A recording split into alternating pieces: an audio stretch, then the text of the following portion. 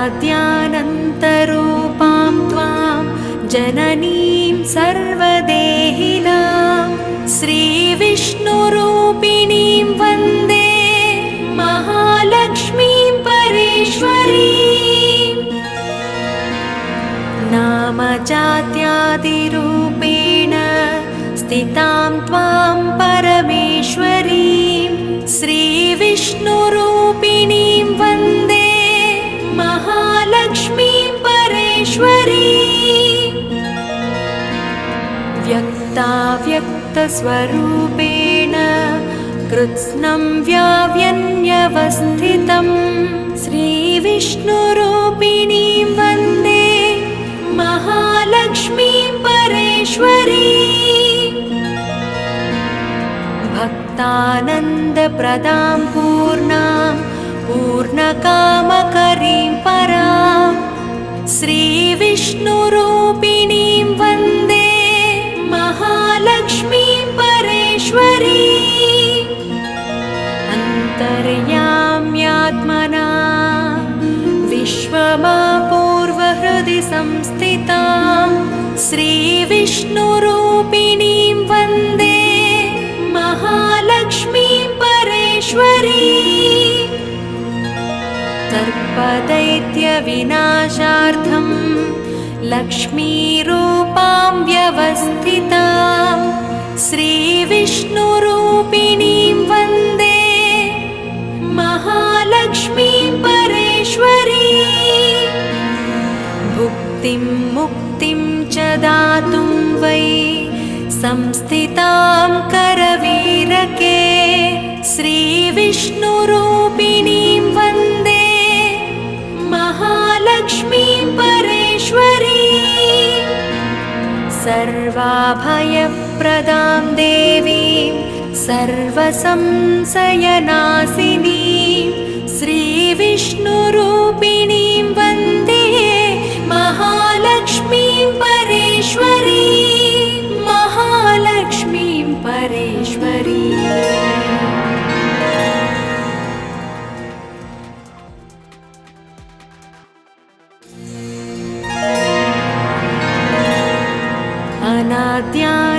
अनाद्यानन्तरूपां त्वां जननीं सर्वदेहिनां श्रीविष्णुरूपिणीं वन्दे महालक्ष्मीं परेश्वरीं। नामजात्यादिरूपेण स्थितां त्वां परमेश्वरीं श्रीविष्णुरूपिणीं वन्दे महालक्ष्मीं परेश्वरीं। व्यक्ताव्यक्तस्वरूपेण कृत्स्नं व्याव्यन्यवस्थितं श्रीविष्णुरूपिणीं वन्दे महालक्ष्मीं परेश्वरीं। भक्तानन्दप्रदां पूर्णां पूर्णकामकरीं परां श्रीविष्णुरूपिणीं वन्दे महालक्ष्मीं परेश्वरीं। अन्तर्याम्यात्मना विश्वमापूर्वहृदि संस्थितां श्रीविष्णुरूपिणीं वन्दे महालक्ष्मीं परेश्वरीं। सर्पदैत्यविनाशार्थं लक्ष्मीरूपां व्यवस्थितां श्रीविष्णुरूपिणीं वन्दे महालक्ष्मीं परेश्वरीं।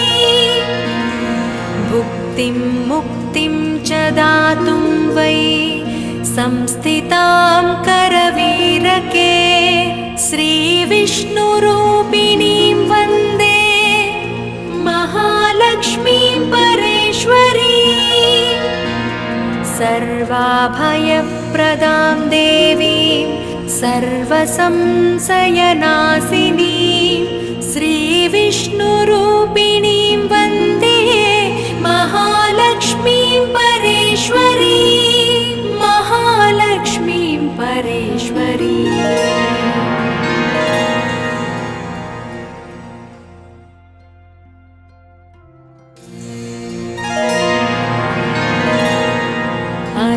अनाद्यानन्तरूपां त्वां जननीं सर्वदेहिनां श्रीविष्णुरूपिणीं वन्दे महालक्ष्मीं परेश्वरीम्।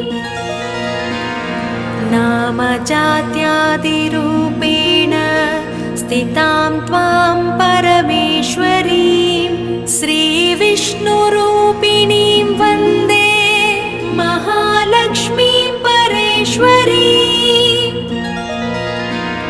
व्यक्ताव्यक्तस्वरूपेण कृत्स्नं व्याव्यन्यवस्थितं श्रीविष्णुरूपिणीं वन्दे महालक्ष्मीं परेश्वरीम्।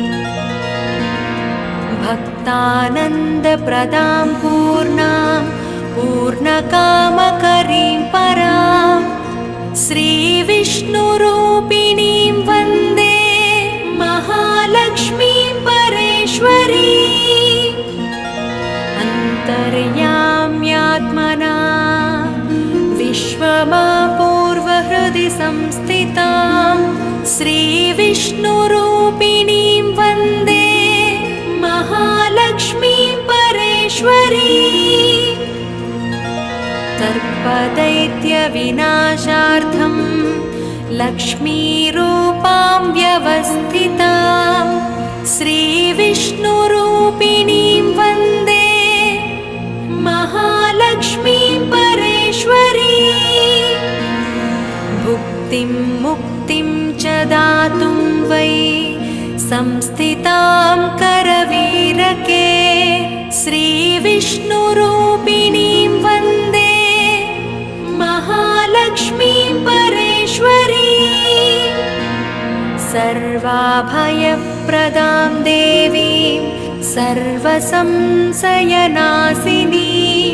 श्रीविष्णुरूपिणीं वन्दे महालक्ष्मीं परेश्वरीं। महालक्ष्मीं परेश्वरीम्।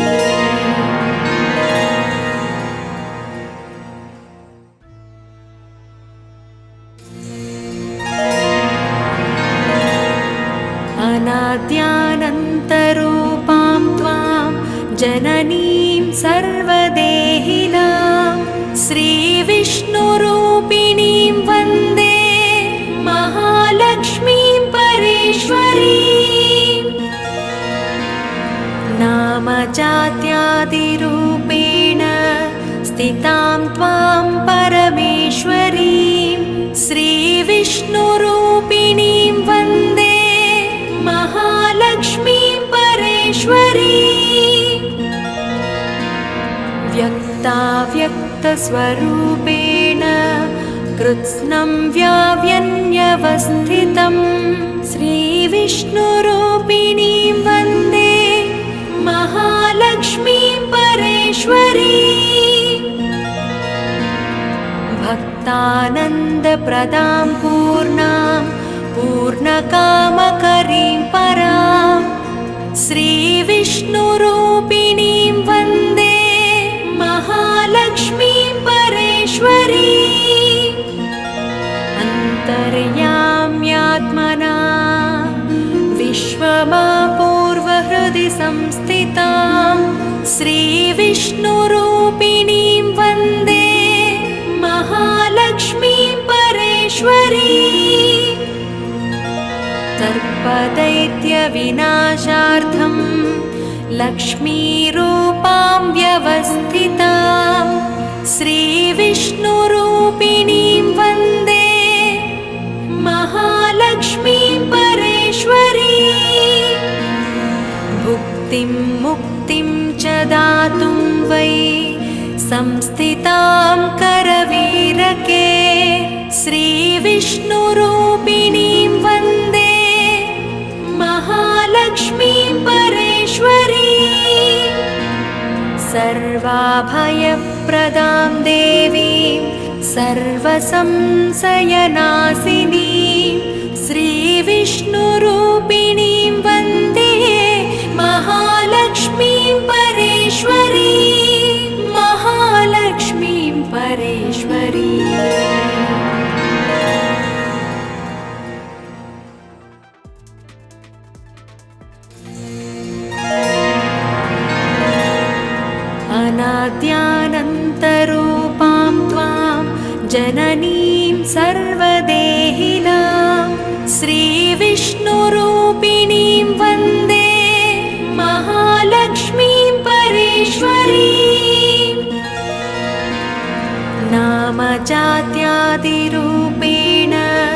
स्थितां त्वां परमेश्वरीं श्रीविष्णुरूपिणीं वन्दे महालक्ष्मीं परेश्वरीं व्यक्ताव्यक्तस्वरूपेण कृत्स्नं व्याव्यन्यवस्थितं श्रीविष्णुरूपिणीं वन्दे महालक्ष्मीं परेश्वरीं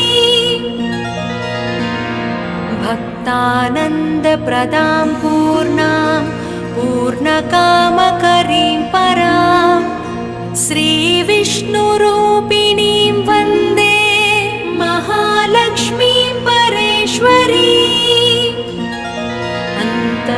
अन्तर्याम्यात्मना विश्वमापूर्वहृदि संस्थितां श्रीविष्णुरूपिणीं वन्दे महालक्ष्मीं परेश्वरीं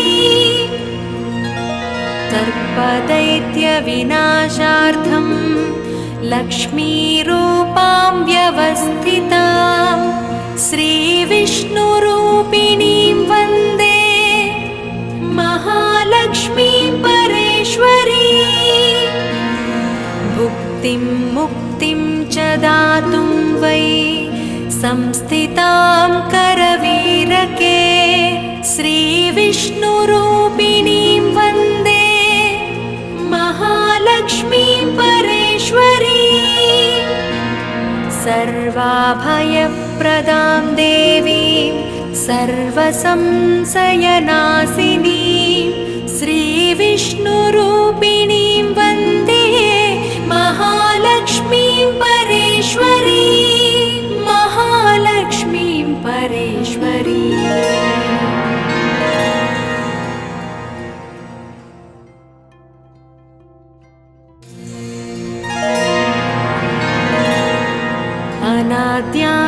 अनाद्यानन्तरूपां त्वां जननीं सर्वदेहिनां श्रीविष्णुरूपिणीं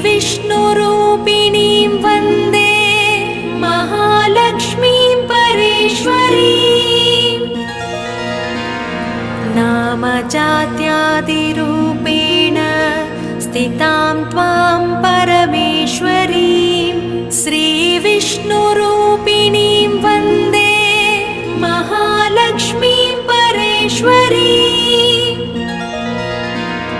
व्यक्ताव्यक्तस्वरूपेण कृत्स्नं व्याव्यन्यवस्थितं श्रीविष्णुरूपिणीं वन्दे महालक्ष्मीं परेश्वरीं भक्तानन्दप्रदां पूर्णां पूर्णकामकरीं परां श्रीविष्णुरूपिणीं वन्दे महालक्ष्मीं परेश्वरीं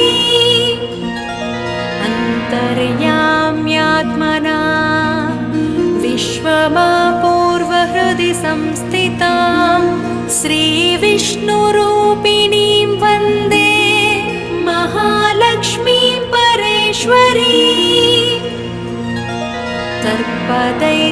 सर्पदैत्यविनाशार्थं लक्ष्मीरूपां व्यवस्थितां श्रीविष्णुरूपिणीं वन्दे महालक्ष्मीं परेश्वरीं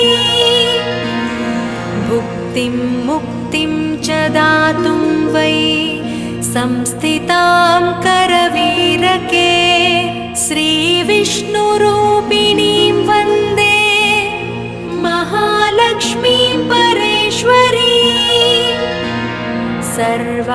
सर्वाभयप्रदां देवीं सर्वसंशयनाशिनीं श्रीविष्णुरूपिणीं वन्दे महालक्ष्मीं परेश्वरीं महालक्ष्मीं परेश्वरीं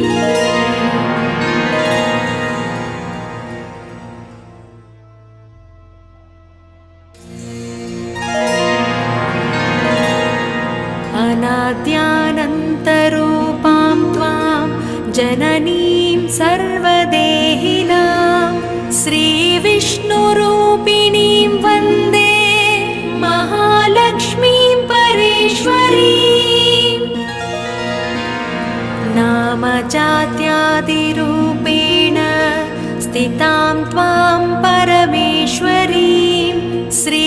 श्रीविष्णुरूपिणीं वन्दे महालक्ष्मीं परेश्वरीं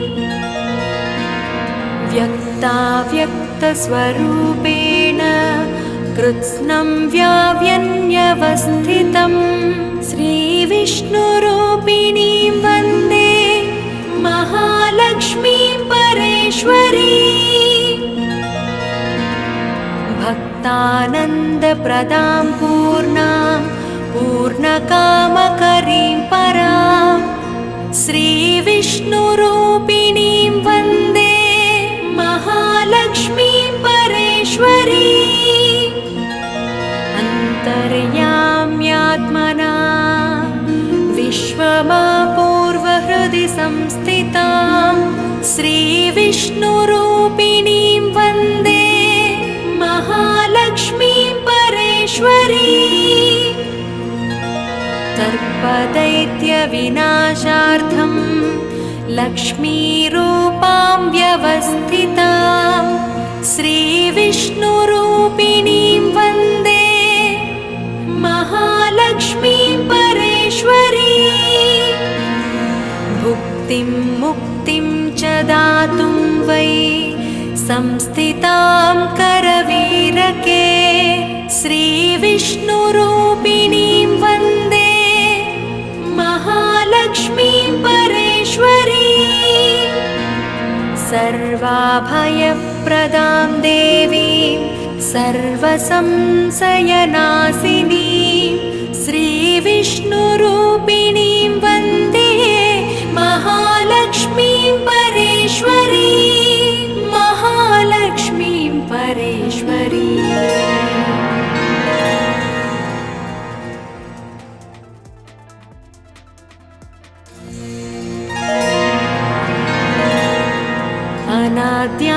अनाद्यानन्तरूपां त्वां जननीं सर्वदेहिनां श्रीविष्णुरूपिणीं वन्दे महालक्ष्मीं परेश्वरीं नामजात्यादिरूपेण स्थितां त्वां परमेश्वरीं श्रीविष्णुरूपिणीं वन्दे महालक्ष्मीं परेश्वरीं व्यक्ताव्यक्तस्वरूपेण कृत्स्नं व्याव्यन्यवस्थितं श्रीविष्णुरूपिणीं वन्दे महालक्ष्मीं परेश्वरीं भक्तानन्दप्रदां पूर्णां पूर्णकामकरीं परां श्रीविष्णुरूपिणीं वन्दे महालक्ष्मीं परेश्वरीं अन्तर्याम्यात्मना विश्वमापूर्वहृदि संस्थितां श्रीविष्णुरूपिणीं वन्दे महालक्ष्मीं परेश्वरीं सर्पदैत्यविनाशार्थं लक्ष्मीरूपां व्यवस्थितां श्रीविष्णुरूपिणीं वन्दे महालक्ष्मीं परेश्वरीं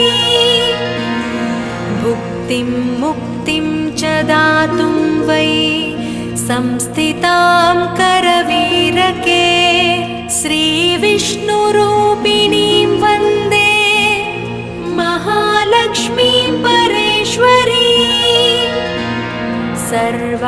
सर्वाभयप्रदां देवीं सर्वसंशयनाशिनीं श्रीविष्णुरूपिणीं वन्दे महालक्ष्मीं परेश्वरीं महालक्ष्मीं परेश्वरीं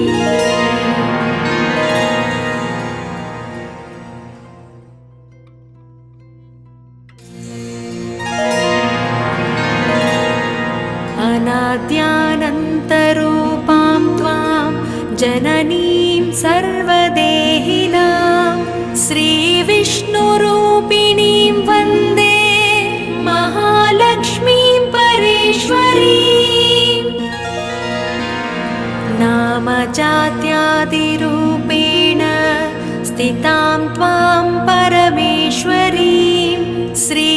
श्रीविष्णुरूपिणीं वन्दे महालक्ष्मीं परेश्वरीं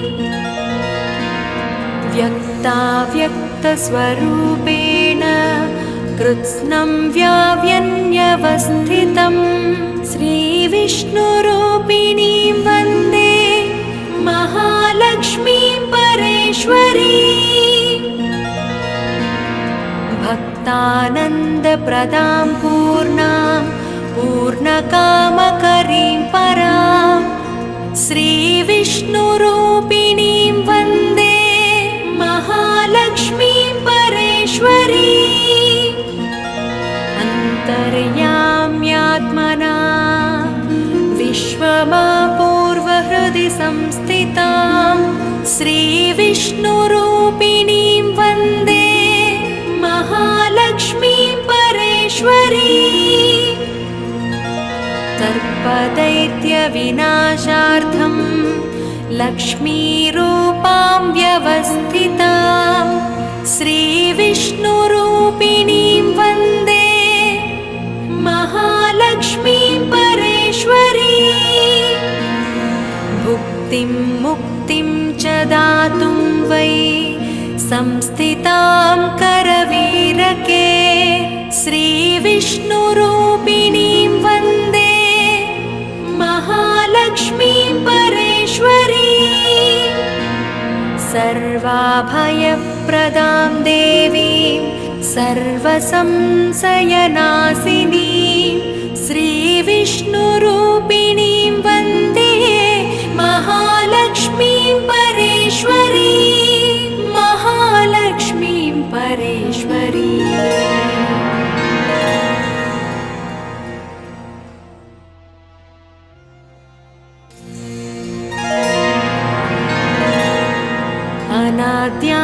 अनाद्यानन्तरूपां त्वां जननीं सर्वदेहिनां श्रीविष्णुरूपिणीं वन्दे महालक्ष्मीं परेश्वरीं नामजात्यादिरूपेण स्थितां त्वां परमेश्वरीं श्रीविष्णुरूपिणीं वन्दे महालक्ष्मीं परेश्वरीं व्यक्ताव्यक्तस्वरूपेण कृत्स्नं व्याव्यन्यवस्थितं श्रीविष्णुरूपिणीं वन्दे महालक्ष्मीं परेश्वरीं भक्तानन्दप्रदां पूर्णां पूर्णकामकरीं परां श्रीविष्णुरूपिणीं वन्दे महालक्ष्मीं परेश्वरीं अन्तर्याम्यात्मना विश्वमापूर्वहृदि संस्थितां श्रीविष्णुरूपिणीं वन्दे महालक्ष्मीं परेश्वरीं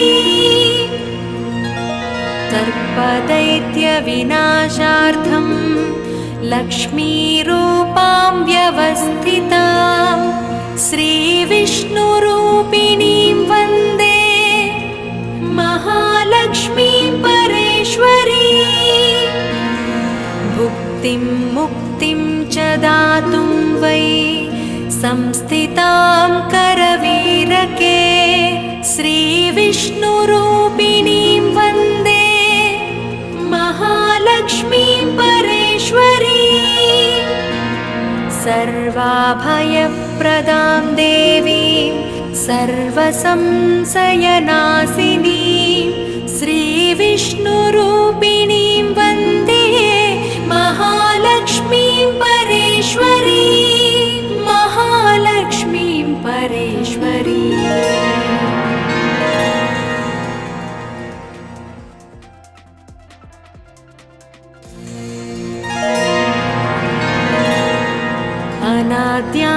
अनाद्यानन्तरूपां त्वां जननीं सर्वदेहिनां श्रीविष्णुरूपिणीं वन्दे महालक्ष्मीं परेश्वरीं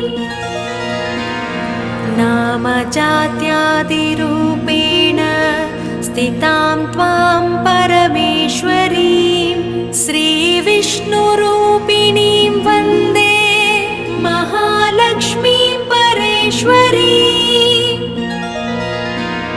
व्यक्ताव्यक्तस्वरूपेण कृत्स्नं व्याव्यन्यवस्थितं श्रीविष्णुरूपिणीं वन्दे महालक्ष्मीं परेश्वरी भक्तानन्दप्रदां पूर्णां पूर्णकामकरीं परां श्रीविष्णुरूपिणीं वन्दे महालक्ष्मीं परेश्वरी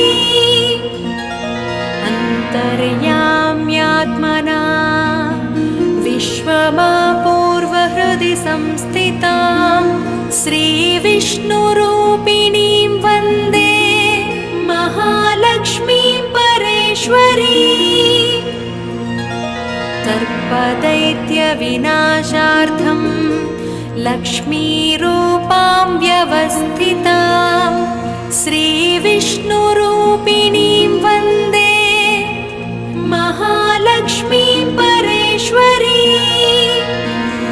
भुक्तिं मुक्तिं च दातुं वै संस्थितां करवीरके श्रीविष्णुरूपिणीं वन्दे महालक्ष्मीं परेश्वरी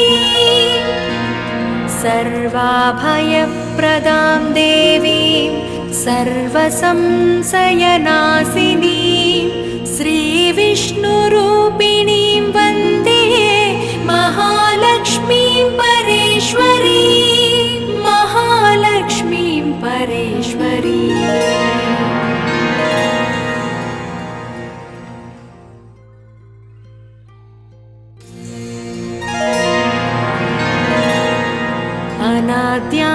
अनाद्यानन्तरूपां त्वां जननीं सर्वदेहिनां श्रीविष्णुरूपिणीं वन्दे महालक्ष्मीं परेश्वरी नामजात्यादिरूपेण स्थितां त्वां